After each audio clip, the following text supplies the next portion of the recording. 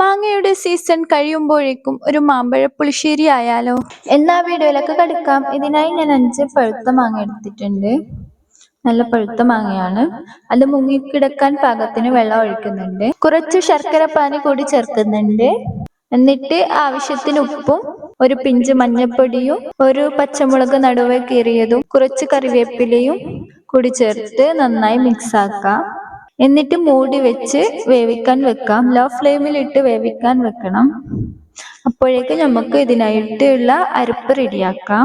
അതിനുവേണ്ടി ഒരു മിക്സിയുടെ ജാറിലേക്ക് തേങ്ങ ഇടുന്നുണ്ട്. പിന്നെ ജീരകം കൂടി ചേർക്കുന്നുണ്ട്. ചെറിയ ജീരകമാണ് ചേർക്കുന്നത്. പിന്നെ കുറച്ച് കുരുമുളക് പൊടി, മഞ്ഞൾപ്പൊടി, മുളക് പൊടി ഇവ ചേർത്ത് നന്നായി അരക്കാം. ആവശ്യത്തിന് കുറച്ച് വെള്ളം കൂടി ചേർക്കാം. നന്നായിട്ട് തന്നെ അരച്ചെടുക്കാം. ഈ അരപ്പ് വെന്ത് വന്ന മാങ്ങയിലേക്ക് ചേർക്കാം. നമ്മുടെ മാങ്ങ നന്നായി വെന്ത് വന്നിട്ടുണ്ട്. നല്ല പോലെ തിളച്ചിട്ടുണ്ട്. അപ്പൊ അതിലേക്ക് ഈ അരപ്പ് നമുക്ക് ചേർക്കാം. ആ മിക്സിയുടെ ജാറിലേക്ക് കുറച്ച് വെള്ളം കൂടി ചേർത്തൊഴിക്കാം. നല്ലോണം വെള്ളാക്കണ്ട, എന്നാൽ കുറച്ച് ചേർക്കാം.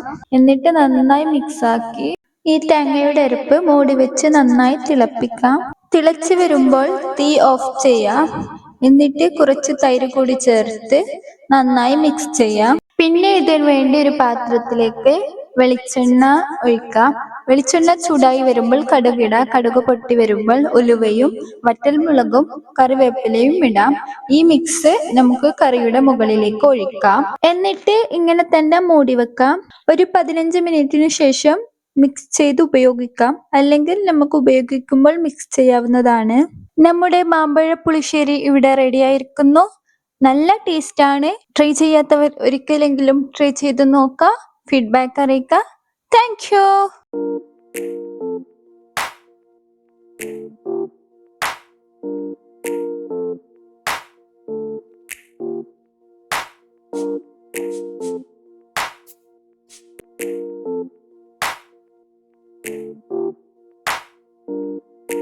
Thanks for watching.